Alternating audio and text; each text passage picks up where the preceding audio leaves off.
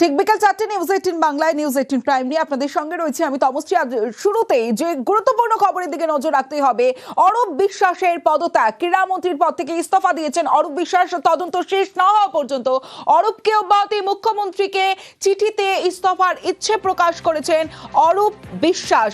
আরও একবার আপনাদের জানিয়ে রাখি, অরূপ বিশ্বাসের পদত্যাগ শনিবার যুব ভারতী ক্রীড়াঙ্গনে যে বিশৃঙ্খলা পরিস্থিতির সৃষ্টি হয়েছিল মেসি শো ঘিরে, তারপরে একাধিক প্রশ্ন উঠে গিয়েছিল।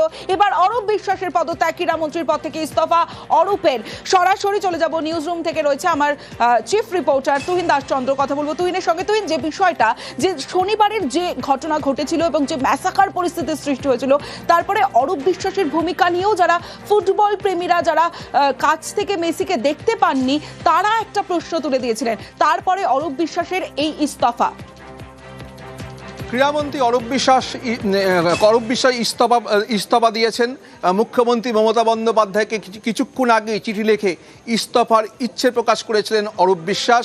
এবং তোমাকে জানিয়ে রাখি, এই মুহূর্তে আমাদের খবর কিছুক্ষণ আগেই আমরা জানিয়েছি চ্যানেলে, যে অরূপ বিশ্বাস যে ইস্তফার ইচ্ছে প্রকাশ করেছিলেন, মুখ্যমন্ত্রী মমতা বন্দ্যোপাধ্যায় সেই ইস্তফাপত্র গ্রহণ করেছেন এবং তিনি বলেছেন সঠিক পদক্ষেপ। এবং সেই জায়গা থেকে অরূপ বিশ্বাসের যে ক্রীড়া দপ্তর, ক্রীড়ামন্ত্রীর পদ থেকে পদত্যাগের ইচ্ছা প্রকাশ অরূপ বিশ্বাসের, মুখ্যমন্ত্রী গ্রহণ করলেন ইস্তফাপত্র। অরূপ বিশ্বাসের যে ক্রীড়া দপ্তর, তদন্ত শেষ না হওয়া পর্যন্ত সেই ক্রীড়া দপ্তর মুখ্যমন্ত্রীর হাতে নিলেন। এবং তোমাকে জানিয়ে রাখি, ইতিমধ্যেই মুখ্যমন্ত্রী মমতা বন্দ্যোপাধ্যায় এই যুবভারতী ক্রীড়াঙ্গনে যে বিশৃঙ্খলা তৈরি হয়েছিল বিশ্ব তারকা মেসির অনুষ্ঠানকে ঘিরে, তারপর তদন্ত কমিটি গঠন করেছেন মুখ্যমন্ত্রী। এবং সেই তদন্ত কমিটি আজই প্রাথমিক রিপোর্ট দিয়েছে। সেই রিপোর্টে দেখা যাচ্ছে ক্রীড়া দপ্তরের গাফিলতি রয়েছে পুলিশের, এবং গাফিলতি রয়েছে আয়োজক সংস্থার। এবং সব জায়গায় সমালোচনার ঝড় উঠেছিল সেদিনকে অরূপ বিশ্বাস, ক্রীড়ামন্ত্রী অরূপ বিশ্বাসের ভূমিকা নিয়ে। তোমাকে জানিয়ে রাখি যে যেটা অনুষ্ঠান যেভাবে পরিচালনা হবে তাতে ঠিক হয়েছিল 12 জন ভিভিআইপি মেসিকে ঘিরে থাকবে। অর্থাৎ এই মেসির চারপাশে 12 জন থাকবে, আর মাঠের মধ্যে ঢুকতে পারবে 212 জন। তারা এই অনুষ্ঠানটি, অর্থাৎ মেসিকে নিয়ে যে অনুষ্ঠান, সেই অনুষ্ঠানটি যাতে সুষ্ঠুভাবে পরিচালনা হয়, যাতে কোনো রকম বিশৃঙ্খল পরিস্থিতি তৈরি না হয়, সেই 212 জন সেটা নজরদারি করবে। এবং ক্রীড়া দপ্তরের দায়িত্ব ছিল, পুলিশের দায়িত্ব ছিল নজরদারি করবার। ক্রীড়া দপ্তরের দায়িত্বে থাকা ক্রীড়ামন্ত্রী অরূপ বিশ্বাসেরও দায়িত্ব বর্তায়, যেহেতু তিনি ক্রীড়া দপ্তরের ক্রীড়ামন্ত্রী। এবং সেই জায়গা থেকে ক্রীড়ামন্ত্রীর যে ভূমিকা, সেটা পালন না করে অরূপ বিশ্বাসের যে ভূমিকা দেখা গিয়েছিল সেদিনকে, মেসির সঙ্গে ছবি তোলা, এবং তার মন্ত্রীর ঘনিষ্ঠ কয়েকজনকেও দেখা গিয়েছিল, যে ভূমিকায় অরূপ বিশ্বাসকে দেখা গিয়েছিল, তাতে সমালোচনার ঝড় উঠেছে, বিতর্কের ঝড় উঠেছে। এবং তাতে এই বিষয়টাই উঠে এসেছে যে 212 জন যেখানে মাঠের মধ্যে থাকার কথা, মেসিকে ঘিরে যেখানে মাত্র 12 জন থাকার কথা, সেখানে হাজারের বেশি মানুষ সেখানে কি করে ঢুকলেন। এবং যেখানে মন্ত্রী নিজে উপস্থিত রয়েছেন, তিনি কেন সেটা নজরদারি করলেন না, তার ভূমিকা নিয়ে প্রশ্ন উঠছে। এবং তিনি যে ভূমিকা সেদিন পালন করেছিলেন, সেটা প্রশ্নের মুখে প্রশ্ন তৈরি হয়। এবং সেই জায়গা থেকেই অরূপ বিশ্বাস নিজে আজকের মুখ্যমন্ত্রী মমতা বন্দ্যোপাধ্যায়ের কাছে কিছুক্ষণ আগেই ইস্তফা চেয়ে তাকে চিঠি দিয়েছেন।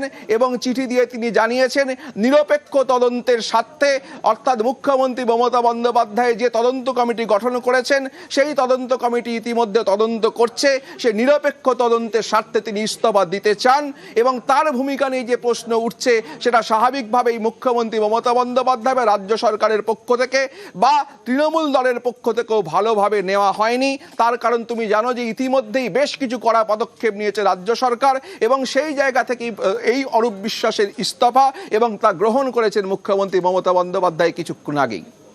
বেশ, তুমি সঙ্গে থাকো। ক্রীড়ামন্ত্রীর পদ থেকে ইস্তফা দিয়েছেন অরূপ বিশ্বাস। তদন্ত শেষ না হওয়া পর্যন্ত অরূপকে অব্যাহতি, মুখ্যমন্ত্রীকে চিঠিতে ইস্তফার ইচ্ছে প্রকাশ করেছেন অরূপ বিশ্বাস। এবং যেমনটা আমরা জানতে পাচ্ছি যে অরূপের ইস্তফাপত্র গ্রহণ করেছেন মুখ্যমন্ত্রী মমতা বন্দ্যোপাধ্যায়। নিয়ে আমরা কথা বলেছিলাম এডিটর ইস্ট নিউজ 18 বিশ্ব মজুমদারের সঙ্গে। তিনি কি বলছেন দেখুন। আজকে যে ঘটনা ঘটেছে, যে মুখ্যমন্ত্রী যুবভারতী ক্রীড়াঙ্গন কেন্দ্রে উচ্চ পর্যায়ে যে কমিটি গঠন করেছিলেন সেই কমিটির রিপোর্ট আসার পর রাজ্য পুলিশের ডিজিকে শোকজ করা হয়েছে এবং পুলিশ কমিশনার মুকেশকে শোকজ করা হয়েছে এবং অনিশ সরকারের বিরুদ্ধে বিভাগীয় তদন্ত শুরু করা হয়েছে। পাশাপাশি ক্রীড়ামন্ত্রী অরূপ বিশ্বাস তিনি নিজে মুখ্যমন্ত্রীকে চিঠি লিখে অব্যাহতি চেয়েছেন। যতদিন পর্যন্ত তদন্ত চলবে, তদন্ত প্রক্রিয়া চলবে এবং তদন্ত যদি চলছে সেহেতু মুখ্যমন্ত্রী সিদ্ধান্ত নিয়েছেন আপাতত অরূপ বিশ্বাসের ক্রীড়া দপ্তর মুখ্যমন্ত্রী নিজে দেখবেন। আপাতত ক্রীড়ামন্ত্রীর দায়িত্বের মুখ্যমন্ত্রী নিজে তিনি সেটা টেক ওভার করছেন এবং তদন্ত খাতিরে নিরপেক্ষ তদন্তের জন্য এবং নিরপেক্ষ তদন্তের স্বার্থে এটা মুখ্যমন্ত্রীর সিদ্ধান্ত। এর থেকে একটা বড় জিনিস হচ্ছে যে এই যে ঘটনা ঘটেছে, এই ঘটনার যে রাজ্য সরকার বা মুখ্যমন্ত্রী বা দল খুব ভালোভাবে নেয়নি সেটা কিন্তু পরিষ্কার এবং এই জায়গা থেকে যারা যারা দায়ী ছিল বা দোষী ছিল এবং যাদের যাদের মধ্যে ন্যূনতম গাফিলতি দেখা গেছে প্রত্যেকের এগেইনস্টের বিরুদ্ধে শাস্তিমূলক ব্যবস্থা নেওয়ার জন্য সরকার কিন্তু তৈরি রয়েছে বলে মুখ্যমন্ত্রীর ঘনিষ্ঠ সূত্রে জানা গেছে। অরূপ বিশ্বাসের যে ইস্তফাপত্র তা গৃহীত হয়েছে এমনটা আমরা জানতে পারছি। মুখ্যমন্ত্রী মমতা বন্দ্যোপাধ্যায় তিনি জানিয়ে দিয়েছেন, সেই সূত্রে আমরা জানতে পারছি। এবং যুব ভারতীতে মেসি বিশৃঙ্খলায় কড়া পদক্ষেপ নেওয়া হয়েছে। বিধাননগর পুলিশের ডিসি অনিশ সরকারকে সাসপেন্ড করা হয়েছে। অন্যদিকে যেমনটা আপনাদের জানিয়েছিলাম, ইস্তফার ইচ্ছে প্রকাশ করেন অরূপ বিশ্বাস। অরূপের ইস্তফাপত্র গ্রহণ করেছেন মুখ্যমন্ত্রী মমতা বন্দ্যোপাধ্যায়। আর অন্যদিকে পুলিশের ডিসি, বিধাননগর পুলিশের ডিসি অনিশ সরকারকে সাসপেন্ড করা হয়েছে।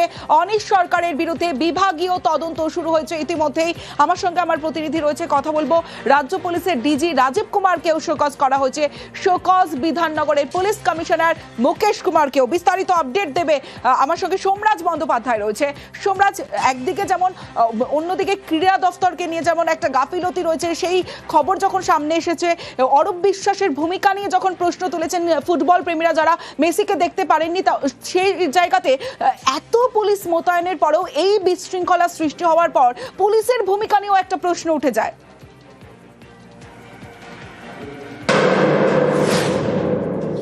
একদমই, দেখো, তদন্ত কমিটির রিপোর্টে প্রাথমিকভাবে যেটা উঠে এসেছে সেখানে দেখা যাচ্ছে একটা সমন্বয়ের অভাব ছিল উদ্যোক্তাদের সঙ্গে রাজ্য পুলিশের। বিধাননগর পুলিশ কমিশনারের তরফেও একটা সমন্বয়ের অভাব ছিল। কিভাবে জলের বোতল যুবভারতী স্টেডিয়ামের ভেতরে ঢুকে গেল, যেখানে পুলিশের তরফেই ঘোষণা করা হচ্ছে যে কোনো রকম জলের বোতল নিয়ে আসা যাবে না, তাহলে পুলিশের চোখে কেন পড়ল না?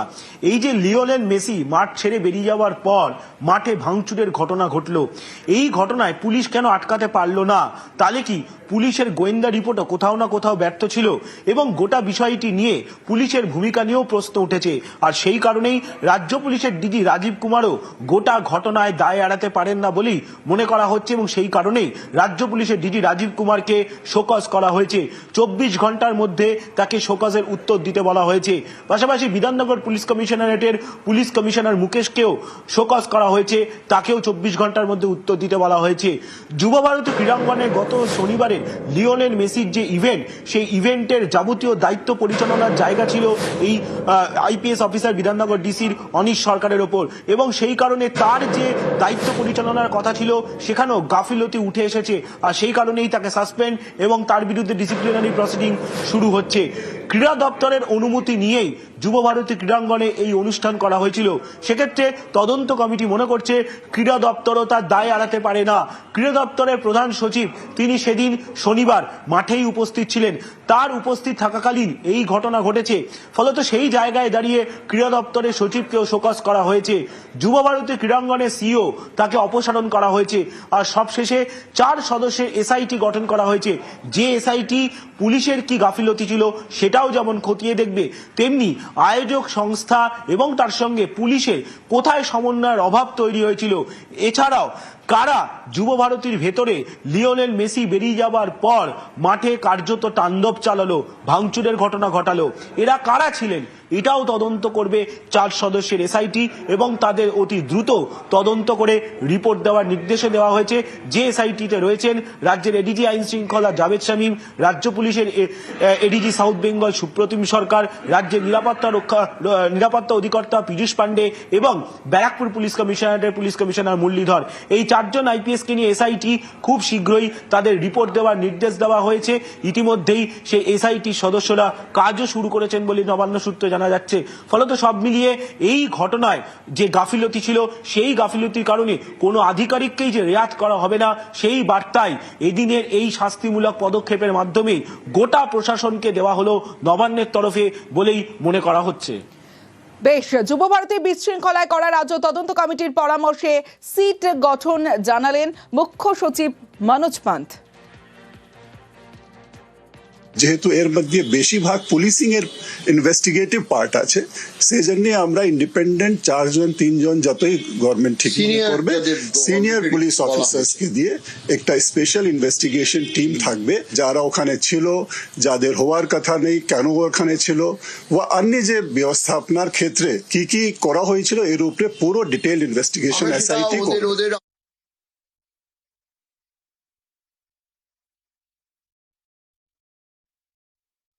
পরিস্থিতি এবং যে পরিস্থিতি আমরা দেখলাম এই রকম ফুটবলের রাজপুত্র মেসির শো আর সেই শো ঘিরে যে পরিস্থিতির সৃষ্টি হয়েছিল, সেই দিন যে ঘটনা ঘটেছিল যুব ভারতীতে আরো একবার এই মুহূর্তে যারা নিউজ 18 বাংলা দেখছেন, যেখানে রাজ্য করা পদক্ষেপ নিচ্ছেন, ক্রীড়ামন্ত্রী পদত্যাগ করলেন, অন্যদিকে শোকজ করা হলো অফিসারদের, এই যে পুরো গাফিলতিটা আরো একবার তোমার কাছে জানতে চাইবো শনিবারের ঘটনা।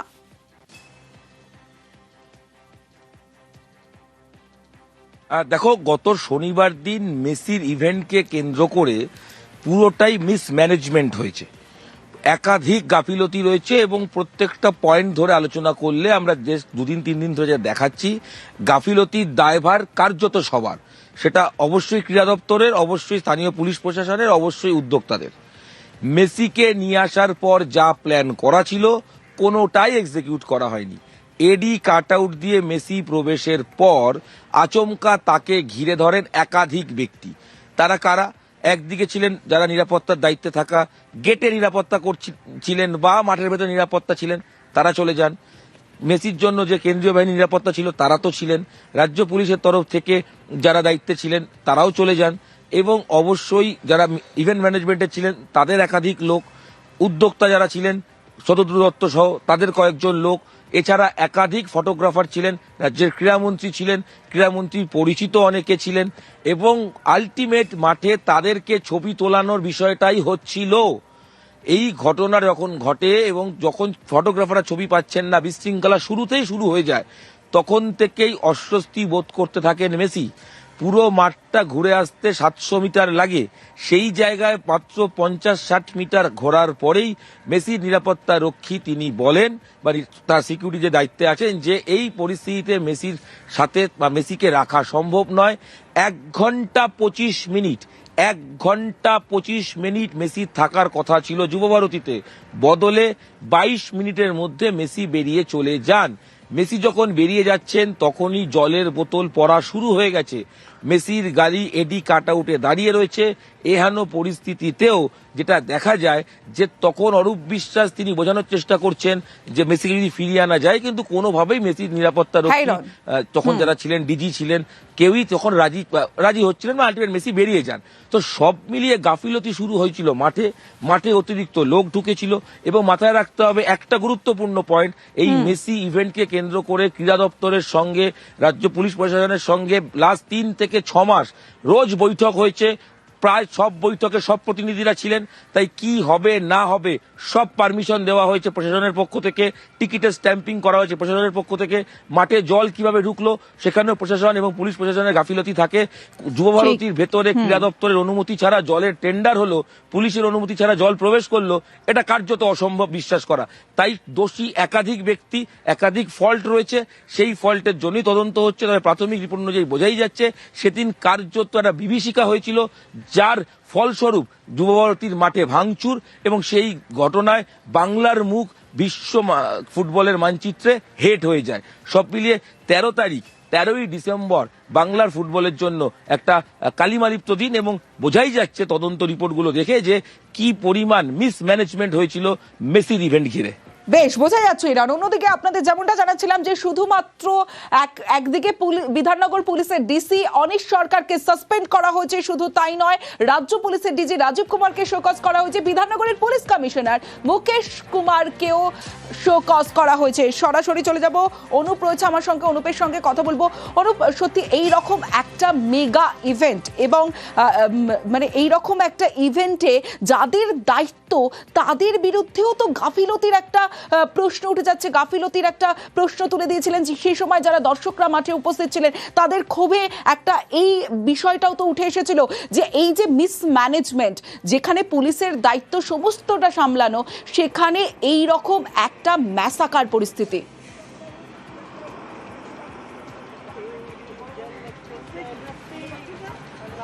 তবে পুলিশের গাফলতি তার কারণে কিন্তু গোটাই বিশৃঙ্খলা হয়েছিল, এমনটাই কিন্তু এই তদন্তকারী কমিটি তারাও স্পষ্ট করছে। কিন্তু এই লক্ষ্য করে গত শনিবার যে মেগা ইভেন্ট হয়েছিল, একেবারে মেসি মেগা ইভেন্ট, সেই ইভেন্টে লক্ষ্য করা যায় সেখানে কিন্তু যখন মেসি মাঠে প্রবেশ করে তার পরবর্তী ক্ষেত্র থেকে গত দুদিন আগে থেকে নিরাপত্তা মহড়া হয়েছিল। সেখানে ডিসি অনিশ সরকার তিনি কিন্তু গোটা ডিভিশন জুড়ে তার নিরাপত্তার দায়িত্বে ছিল।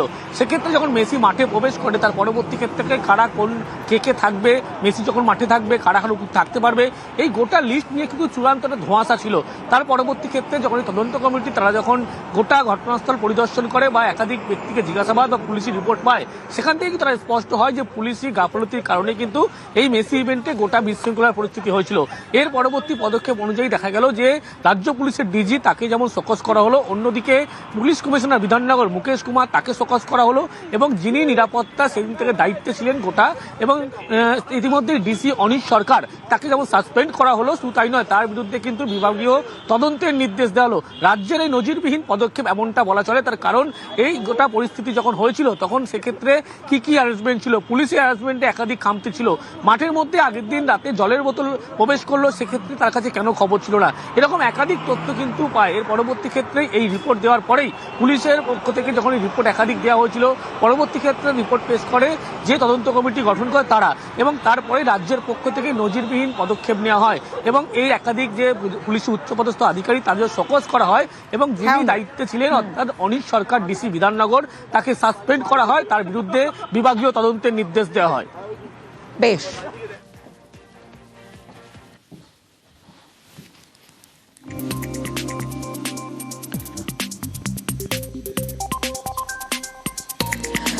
মেসি বিশৃঙ্খলা, আর সেই বিশৃঙ্খলায় ফের রাজ্যকে তোপ বিরোধী দলনেতা শুভেন্দু অধিকারী। ক্রীড়ামন্ত্রীর গ্রেফতারের দাবি করেছেন শুভেন্দু অধিকারী।